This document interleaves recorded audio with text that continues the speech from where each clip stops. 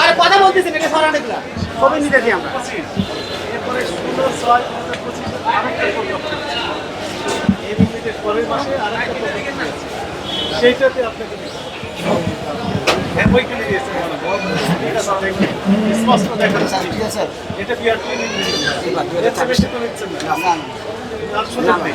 যদি নিয়ে থাকে তাদের প্রত্যেকটা ভাড়া রেখে দিচ্ছে একটা করে মামলা হবে, প্রত্যেকটা মামলা রেখে হাজিরা দিতে হবে, হাজিরা দিয়ে ওখানে আবার দণ্ড পরিশোধ করতে হবে, দণ্ড হতে পারে প্রমাণিত সুযোগ নেই। আর এখন যদি প্রমাণিত নগদে দণ্ড হবে, ঠিক আছে। আমরা যারা পরিবহন ব্যবসায়ী তারা কিন্তু সারা বছরে এই সরকার নির্ধারিত ভাড়া চেয়ে কম ভাড়ায় আমরা যাত্রী টানি। ওই যাত্রীরা এই ঈদের মধ্যে যখন আমরা নির্ধারিত ভাড়া টানি তখন তাদের মনে হয় যে বেশি।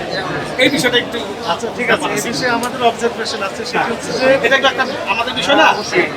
ঢাকা থেকে বিভিন্ন দূরপাল্লার যে বাসগুলো যায় সেখানে বিআরটিএর যে ভাড়া নির্ধারণ করে থাকে পরিবহন মালিকরা ইউজুয়ালি সেই ভাড়া থেকে একটু কম নেয়, সারা বছরই কম নেয়, কিন্তু কি নির্দেশনা দেওয়া হচ্ছে সেটা আমরা ধন্যবাদ। আপনি যেমনটি বলছেন যে ঢাকা মহানগরী থেকে দূরপাল্লার যে বাসগুলো ঈদ যাত্রী ঘরমুখী মানুষদের নিয়ে যাচ্ছেন সেই কাউন্টারগুলোতে আমরা নিয়মিতভাবে বাংলাদেশ পুলিশের সহযোগিতা নিয়ে আমরা মনিটরিং করছি। আপনারা জানেন যে যাত্রাবাড়ি যে বাস স্ট্যান্ডগুলো রয়েছে সেখানে সায়েদাবাদ বাস স্ট্যান্ড রয়েছে, আবদুল্লাপুর বাস স্ট্যান্ড রয়েছে, গাবতলী বাস স্ট্যান্ড রয়েছে, তারপরে মহাখালী বাস স্ট্যান্ড রয়েছে। প্রত্যেকটা বাস কাউন্টারই মূলত আমরা যাচ্ছি, আমাদের মনিটরিং টিম সেখানেও এখনও রয়েছে।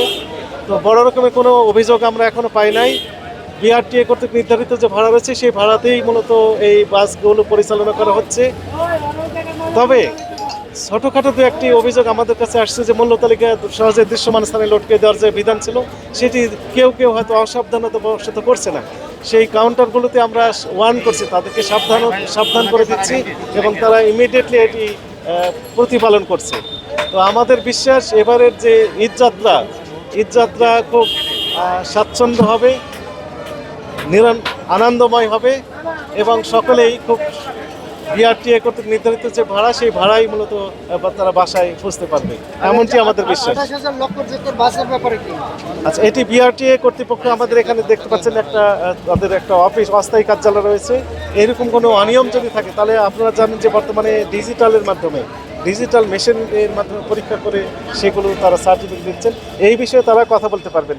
পাশে আপনাদের একটা স্টল আপনি দেখতে পাচ্ছেন এখানে রয়েছে। Thank you.